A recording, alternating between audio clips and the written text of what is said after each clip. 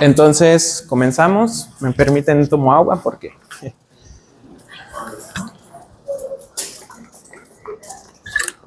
de acuerdo. Entonces,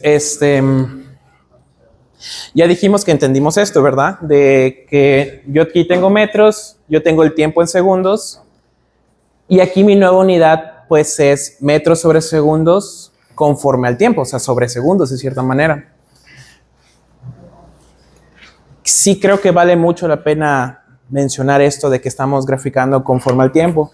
De hecho, el voltaje, y también vimos lo de la carga, ¿no? ¿Se acuerdan que la carga conforme al tiempo, si yo la derivo, obtengo la intensidad?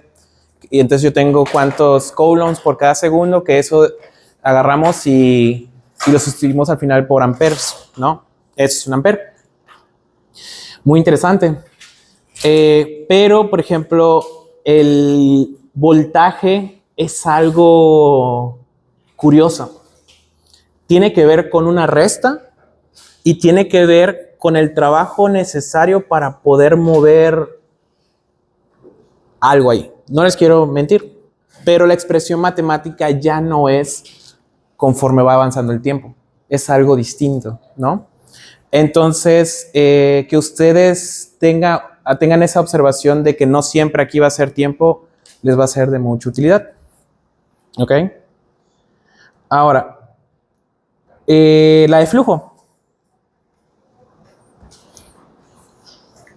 Era la siguiente. Ok. ¿Se acuerdan que nosotros tenemos el volumen? Y el volumen nosotros lo podemos medir en litros, ¿no? Aquí en este caso, pues es mililitros conforme al tiempo. Y si ustedes observan esto, ¿cuál es la nueva unidad de medida que yo tengo aquí? Litros sobre segundo por cada segundo que va pasando, ¿no? Quería mencionar esto como que quedara un poquito más claro, ¿no? Que el flujo se refiere, o sea, a esto lo llamo flujo, pero lo que estoy obteniendo es una gráfica que me mide precisamente el cambio de los litros por cada segundo conforme al tiempo. Quiero que como que aterricen mucho lo que estamos viendo en las gráficas. Ahora, lo que les voy a explicar es el corazón del cálculo integral. Entonces, el cálculo integral está más exigente, la verdad. Todavía el diferencial está, pues sí, padre, la verdad, pero el integral es, a mí digo, uy. Ok. Vamos a seguir, ¿no? Ahora, yo les dije que vamos a hablar sobre las representaciones de los sistemas y así. Y ya les comenté en los anuncios de que estoy planeando una práctica en la cual nosotros precisamente analicemos el voltaje de un capacitor en el clásico circuito RC, resistencia y capacitor, ¿ok? Ahora, eso lo vamos a resolver.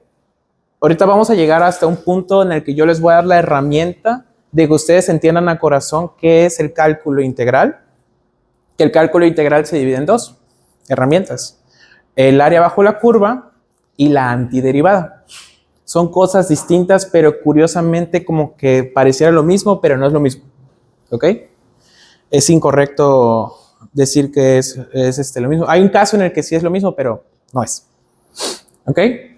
Y una vez que yo termine lo del cálculo integral, vamos a oficialmente ya empezar a ver las funciones de entrada, las señales. Por ejemplo, ¿se acuerdan que al principio de estas diapositivas yo les empecé a hablar de el escalón unitario, la rampa unitaria y así? Hay expresiones ahí de que te dice que el escalón unitario, o sea, la derivada de la función rampa unitaria, te da la del escalón. Y viceversa, si tú integras la del escalón unitario, ustedes obtienen la de la rampa. ¿Ok? Llega un punto en el que este libro de señales y sistemas de verdad se pone bueno. ¿Ok? Si ustedes no saben leer matemáticamente lo que les estoy pidiendo, entonces les va a costar. Ahora, para la actividad, ya ven que ustedes les puse que el examen vale 70, ¿no? Y que las tareas van a valer 30. Yo creo que la tarea va a ser la práctica del laboratorio y un ejercicio que se relaciona muchísimo con la práctica del laboratorio, ¿ok? Y vamos a usar ecuaciones diferenciales y cosas así, y tienen que buscar sus libretas y todo, pero solamente lo vamos a hacer en la práctica. ¿Por qué? Porque yo les voy a demostrar lo horrible que es trabajar con ecuaciones diferenciales. A mí no me gusta. Y una vez que ustedes digan de que sí, efectivamente, esto está espantoso, van a agradecer control, porque control es una forma de atacar esas ecuaciones diferenciales y el problema se soluciona muy fácil. Recuerden que habían varias formas de representar la relación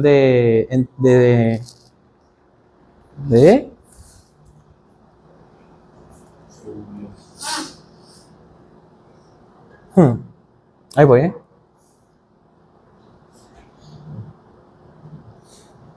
Ok.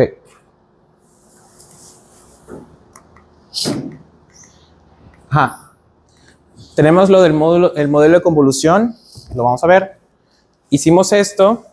Lo de la transformada de Fourier es algo muy padre. De hecho, una clase se va a dedicar a algo llamado el algoritmo de la transformada rápida de Fourier, que es esto. Esto está interesante, ¿ok? Y mi objetivo es estudiarlo muy a fondo para podérselos explicar. ¿De acuerdo? Entonces, lo de la función de transferencia precisamente es control y se va a llegar a eso. Ok, ahora, ya sin tanto preámbulo de que ya creo que ya estamos llegando como que a una planeación más con cuerpo. Vamos a hablar del problema del área, el corazón del cálculo integral. Ok. ¿Todo bien con el video? ¿Me confirman?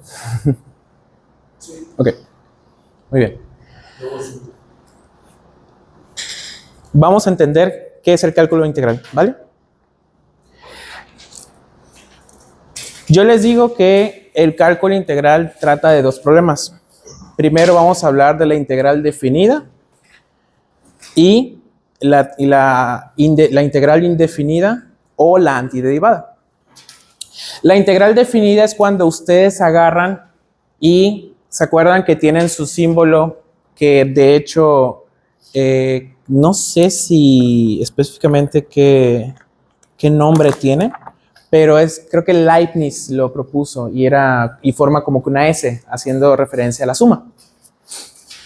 De hecho, el ingeniero Ismael precisamente me estaba hablando y me dijo, ¿qué es en sí la integral? No, pues una suma. Y sí, al final de cuentas es una suma.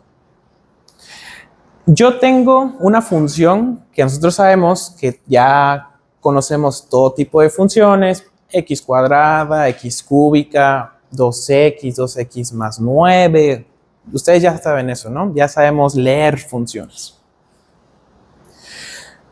Y yo quiero saber cuánta área hay debajo de esa curva. De un área, desde un delimitado desde A hasta B, ¿ok? Eso es en sí el problema que resuelve el cálculo integral de la integral definida, ¿ok? El objetivo, encontrar el área bajo la gráfica de f sobre el intervalo cerrado a b, ¿ok? Entonces, memorícense esto, de que ese es lo que vamos a hacer, ¿no? Muy bien. Ahora, yo les pregunté si ustedes sabían sobre series. Me dijeron que sí, ¿no? Sigma es la letra griega mayúscula, sigma, que se denomina notación sigma o notación suma. Ustedes deben saber más o menos cómo esto se comporta y por qué lo tomo, porque lo vamos a usar una vez para resolver precisamente el área bajo la curva, en esto de que les voy a mostrar cómo se utiliza. Y después se usa mucho en Fourier. Acuérdense que Fourier dijo de que una señal, cualquier señal periódica podía ser descompuesta como una suma de señales de ondas sinusoidales, ¿no? Eso de la suma literalmente es una suma, y literalmente en un capítulo donde se habla de la serie trigonométrica de Fourier, se utiliza esto, ¿ok? Y de hecho nosotros vamos a utilizar matemática para precisamente hacer esa suma, y ustedes van a ver cómo ustedes pueden determinar cuántas iteraciones quieren hacer. Por ejemplo, pueden poner 10, pueden poner 50, pueden poner 20,000, y van a ver cómo sus computadoras se van a tardar. Y precisamente porque se tarda mucho, es ahí donde luego se convierte en un problema muchísimo más grande cuando es transformada de Fourier, que es distinta, y tarda un buen. Con decirles de que precisamente cuando se descubre cuando se tiene lo de la transformada de Fourier y se utilizan algoritmos precisamente para poder resolver señales así muy complejas, tardan, para las computadoras de 1960 más o menos, sus computadoras tenían que estar trabajando durante unos 3 meses, más o menos. Y precisamente con el algoritmo de la transformada rápida de Fourier, lo pueden reducir a solamente 30 minutos. ¿Ok? Ahora imagínense con con la tecnología que tenemos ahorita. De hecho, si ustedes usan el software que yo les compartí de observar cómo se comporta la música y así, van a ver que ahí hay una casilla que decía FFT, que es Fast Fourier Transform. ¿Ok? Estaba ahí. Muy bien, pero para poder llegar a eso, suma sigma. ¿Ok? Entonces, yo tengo de que empiezo a trabajar desde este valor, y yo termino acá, ¿no? Y esa es una, o sea, quiere decir que yo estoy agarrando y sumando esto, y luego lo hago tantas n veces, ¿no? Por ejemplo, aquí, esto es como desglosado de lo que está pasando en la suma sigma. Ustedes me dijeron que esto ya lo saben, pero nosotros lo vamos a ver un poquito más a fondo, y de todas formas yo quisiera que ustedes lo intenten en casa, lo de la suma sigma, y yo lo voy a abordar muy brevemente, ¿de acuerdo? Es como un poquito de responsabilidad de ustedes de que jueguen con ello, pero van a ver que al final va a tener sentido, ¿ok? Entonces, quiere decir que yo tengo un número acá y empieza desde K1. Entonces yo voy a sumar, acá voy a sumar esto, ¿cuántas veces? Hasta n veces. Entonces yo voy a tener A1, o sea, vean que la K es reemplazada por el 1, el 2, el 3, el 4, el 5, así, así, así, hasta que yo definí el máximo número posible. Entonces, por ejemplo, yo tengo aquí de que si fuese esta N5, eso quiere decir que yo hago la sumatoria del 1, del 2, del 3, del 4, hasta el 5, ¿no? Ok. De ahí, los grandes matemáticos, que esto no es chamba de ustedes, descubren que hay propiedades. Si yo tengo una constante que está multiplicando a una específica función, una propiedad por así decirlo, yo la constante la puedo sacar. ¿Ok? Y esto más adelante lo vamos a usar. De ahí, si yo tengo la suma de una función más otra función aquí, y yo lo puedo descomponer de esta manera. ¿Ok? O sea, vean cómo ahora la sigma empieza, o sea, está aquí y acá. ¿De acuerdo? Y a esto se separó, y dependiendo si se suma o se resta, se respeta el signo. Y acá, vean cómo empieza en 1 y termina en n, y yo lo puedo descomponer desde 1 hasta m, y de m más 1 hasta n. ¿Ok? O sea, de cierta manera, yo lo que hago es que yo sumé de aquí hasta acá, y esto puede ser una suma, y si yo agarro esta suma y la sumo con otra, que es el índice en el que acabó esta, y sumo hasta acá, entonces coincide. ¿Ok? Esto lo vamos a usar muy pocas veces, pero sí es importante que lo tengan, porque yo les recomiendo mucho de que hagan mínimo una vez una integral definida usando las sumas, porque así los va a hacer más agradecidos con las herramientas que los matemáticos lograron descubrir para nosotros, los verdaderos genios. Ahora, las fórmulas de sumas. También ellos descubrieron de que si tú tienes de una suma, de una constante, desde 1 hasta n, o sea, que vas a hacer esta suma, ¿cuántas veces? N veces. Por ejemplo, vamos a darle un número. Si hago una suma de 1 hasta 8, 8 veces, ¿no? Y es una constante, pues están de acuerdo que si yo sumo eso varias 8 veces, simplemente sería esta constante que digamos que sea 5, y yo la voy a sumar 5, 8 veces, pues es simplemente 5 por 8, ¿no? Y ya, se obtiene esto. Luego me dice que si yo tengo una suma de 1 hasta n veces de una k cuadrada, o sea, una función, bueno, no, una k cuadrada, perdón, yo lo puedo expresar como todo esto. Es una regla extraña, pero funciona y es verdad. Entonces, si solamente es k, es n por n más 1 entre 2, o sea, haciendo el n el máximo número de veces que se va a hacer la suma, y acá de k cúbica, ¿ok? No se preocupen por esto, pero necesito que lo vean. Y es un recurso que ustedes tienen que saber que están en los libros muy comúnmente. De hecho, yo lo que hice fue que me fui a internet y agarré y precisamente esas fórmulas uno las encuentra. Esto nosotros no nos vamos a encargar de encontrarlo, ¿no? Eso ya está, ¿de acuerdo? Y pues está muy curioso que si yo tengo un número al cuadrado, pues lo puedo expresar como de hecho aquí podemos verlo de suma de cuadrados de los n números naturales consecutivos. Entonces, a mí cuando yo estudié primero lo del cálculo integral, en el capítulo de series, la verdad me tardé, porque como que decía, no te creo, ¿no? O sea, es complicado de ver. Pero lo que a mí me gusta mucho de los libros es que uno los puede revisitar las veces que sea necesario.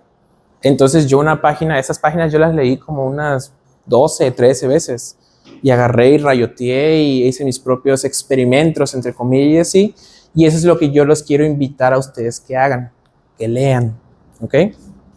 Y al final me gustaría, pues, precisamente leer algo que menciona Carl Sagan sobre leer y los libros.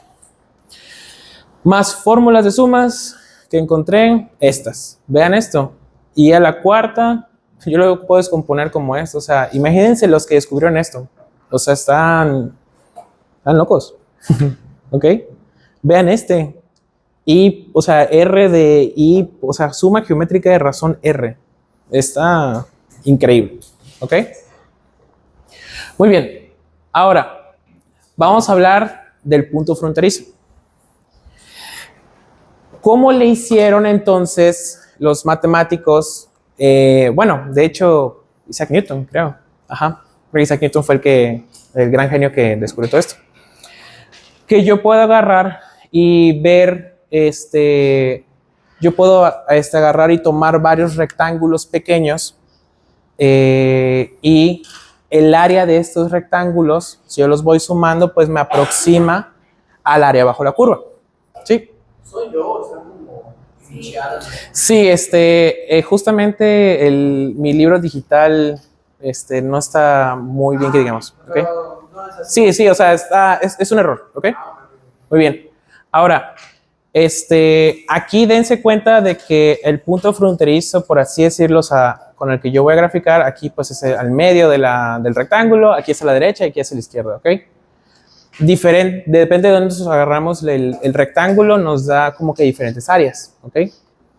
Que nos daría el área bajo la curva. ¿Están de acuerdo que aquí como que es menos, aquí es como que un poquito más, aquí es como que un poquito más el promedio y eso es como que un poquito más hacia allá, ¿no? Muy bien. Entonces, yo voy a agarrar y yo voy a mencionar que yo podría decir que tendría rectángulos de un ancho delta de x, ¿ok? Un cierto ancho es esto, ¿de acuerdo? Y vamos a verlo como un rectángulo. ¿cuál es la fórmula del área de un rectángulo? Base por altura, correcto.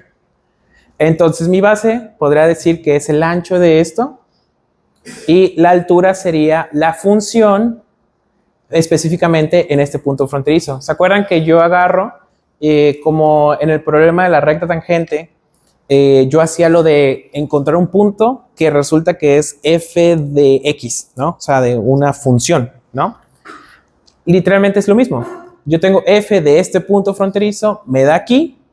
Entonces yo tengo esto, lo tomo como una altura por un ancho, ¿no? ¿Estamos de acuerdo? Esto es solamente un rectángulo cuya altura sería f de x, que sería esto acá, xk, y esto del k sí tiene mucho que ver con la suma, si lo vamos a ver. Y esto es de un ancho delta de x, ¿ok? ¿Están conmigo? Vamos a hablar de la integral definida. Entonces, la integral definida es que yo tengo un punto A, ¿ok? Y yo tengo un punto B. Recuerden que nosotros dijimos que queremos encontrar el área bajo la curva, debajo de una curva de una función desde el intervalo cerrado de A a B, ¿ok? Muy bien. Estamos de acuerdo que el punto fronterizo 1 sería aquí, el 2 sería aquí, el 3 sería aquí, 4, 5, hasta que llego hasta el punto fronterizo n, que es mi máximo, ¿no? Y este sería el n-1, o sea, sería anterior al máximo. Y en cada, este es cada punto fronterizo, y esto sería la altura de cada rectángulo que yo puedo observar, ¿no? Entonces, si yo obtengo la función, o sea, yo tengo este ancho, ¿no? Y obtengo la función que me da justamente esta altura, yo tengo la base por la altura, aquí, y ya tengo este rectángulo, yo tengo esta área. Hago lo mismo para este siguiente punto fronterizo, tengo la base por la altura, luego el siguiente, y luego el siguiente, y luego el siguiente, y luego el siguiente, y luego el siguiente, y luego el siguiente. ¿Ok? Entonces yo sé que que el ancho de todos los rectángulos es B menos A entre cuántas divisiones yo hago, cuántos rectángulos. Por ejemplo, aquí yo tengo 1, 2, 3, 4, 5, 6, 7, 8, ¿no? ¿Estamos de acuerdo? Y todos los rectángulos tienen el mismo ancho, ¿verdad?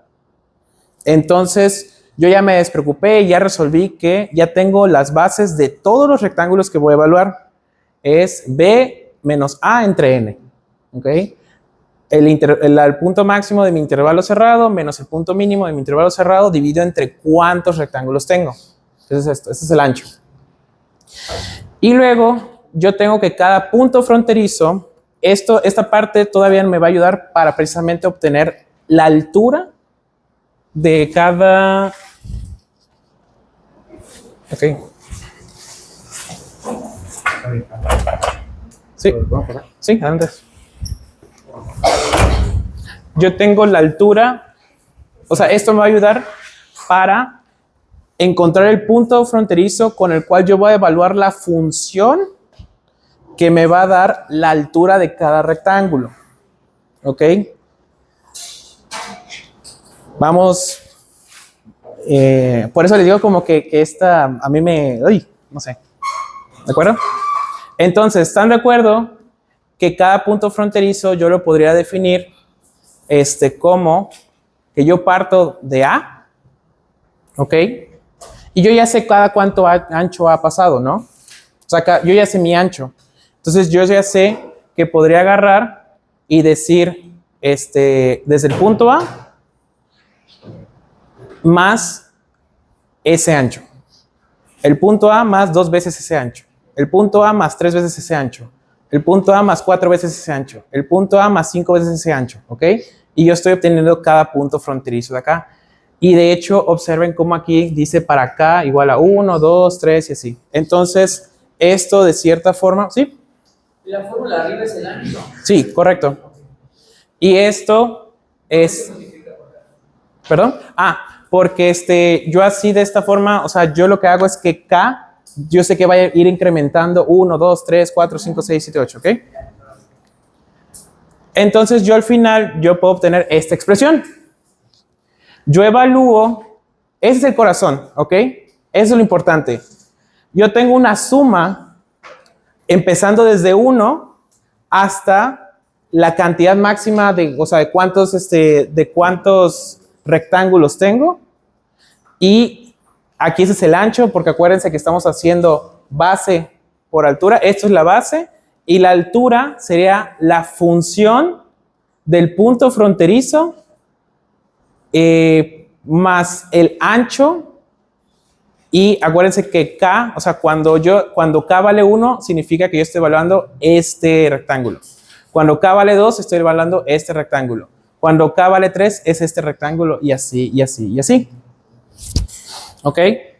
Para entender el cálculo y la integral definida, tienen que entender a corazón esto. ¿Vale? Entonces, ¿están de acuerdo que si yo... Sí, sí, claro.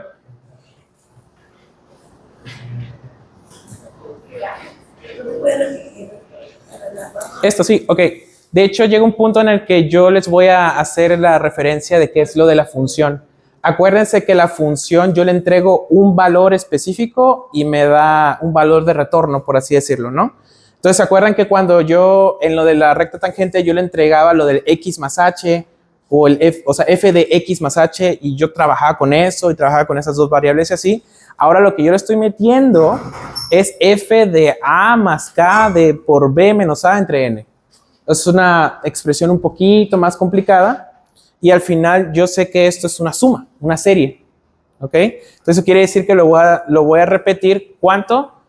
La cantidad de rectángulos que yo tengo debajo de la función. ¿Ok? Ahora, estamos de acuerdo que si yo incremento los rectángulos, me acerco más al valor aproximado del área bajo la curva, ¿verdad? Entonces, yo voy a agarrar y voy a usar mi gran amigo que me resuelve todo.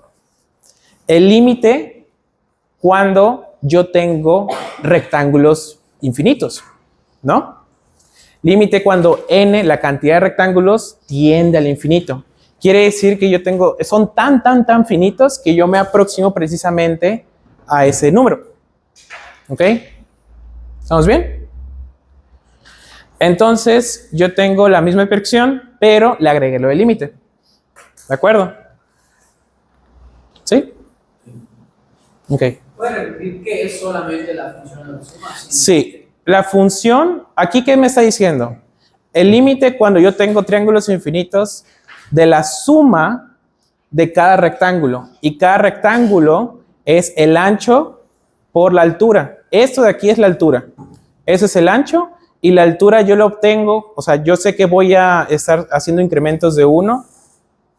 Y voy a tener porque esto de aquí es cada punto fronterizo, así pam, y me dan estas alturas. A es la base. Esto es la base. El b menos a sobre n. ¿Ok? La base de los rectángulos. Esta expresión lo que hace es que me da el área de rectángulos infinitos debajo de una curva. ¿Ok? Es lo que estamos obteniendo. Y a más k por b menos a sobre n es la altura. Es la función. La función. Ajá. La función completa me da la altura. De cada rectángulo. De cada rectángulo. La función completa es la altura de cada rectángulo. Sí. Okay. Y lo de la suma, entender lo de la suma hace la relación de cómo yo lo estoy volando para cada rectángulo. ¿Ok? Ahora, ¿qué pasa cuando yo tengo una función que precisamente me generaría rectángulos con área negativa? ¿No? Tendría valores negativos. Y esto es correcto. Y esto nos va a servir muchísimo cuando nosotros estemos encontrando las componentes de las senoidales en lo de la serie trigonométrica de Fourier. ¿Ok? Ahora, vamos a usar ya nuestras herramientas. Yo quiero saber cuánto es el área debajo de la curva de esta función x cúbica. X cúbica sabemos cómo luce, ¿verdad? Que es así. ¿Estamos de acuerdo? Y yo quiero descubrir cuánta área hay de menos 2 hasta 1. Entonces, toda esta área de aquí sería negativa y toda esta área de aquí sería positiva. ¿De acuerdo? Yo tengo un ancho, que el ancho en este caso, yo tengo que voy a obtener el ancho y cada punto fronterizo.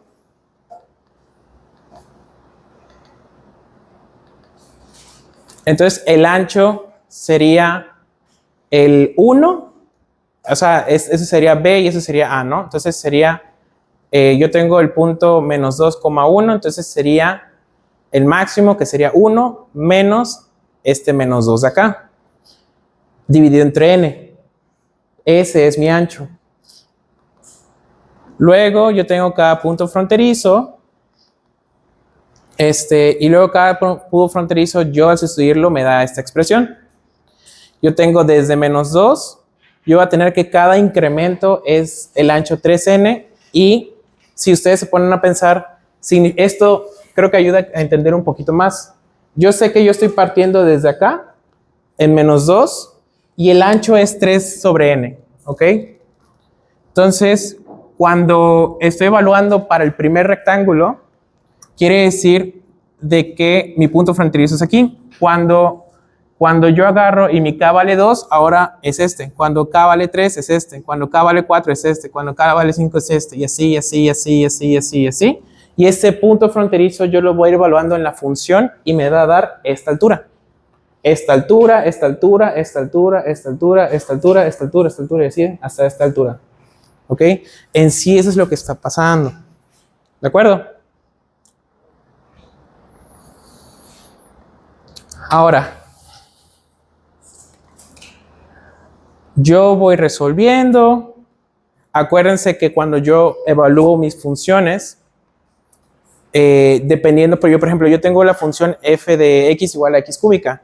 Si yo le meto a eso, a f de x, x más h, se va a ver de esta manera y yo lo voy evaluando. Entonces, yo sé que lo que le voy a meter a mi función es esta expresión extraña. ¿Ok? Eso es lo que le voy a meter a mi función, es como lo voy a evaluar.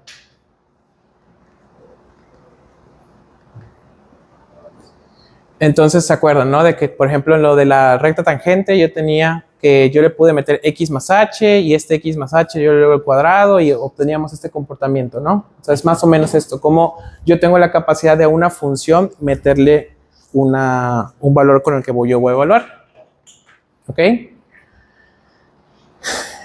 Entonces, yo a mi función le voy a meter esta expresión extraña, el menos 2 más 3k sobre n, y esto se va a ir desarrollando porque es al final, pues es un binomio al cubo.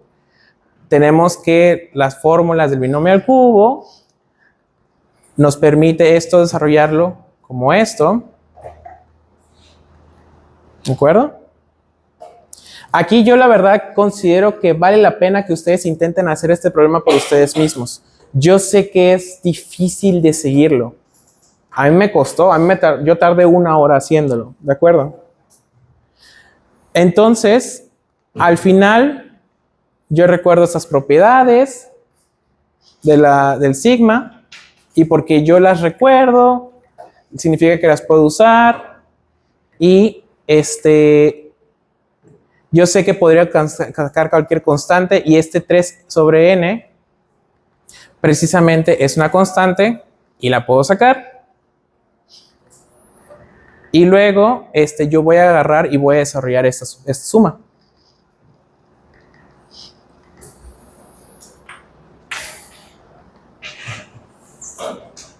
Entonces yo desarrollo precisamente lo de la función, este binomio al cubo. ¿Ok? Y al final va a quedar esto. Y luego tengo de que por las ciertas propiedades de la función sigma, yo lo puedo separar como diferentes sigmas y así. ¿Ok? Me queda esto, y me queda esto, y me queda esto. Está feo. A mí no me gusta para nada. Ya voy a acabar. Al final, después de toda esta cosa espantosa, me dice que el área que yo obtengo del área positiva menos, igual considerando el área negativa, me da menos 15 sobre 4. ¿Ok? Ahora, quisiera pausar aquí. Rapidito.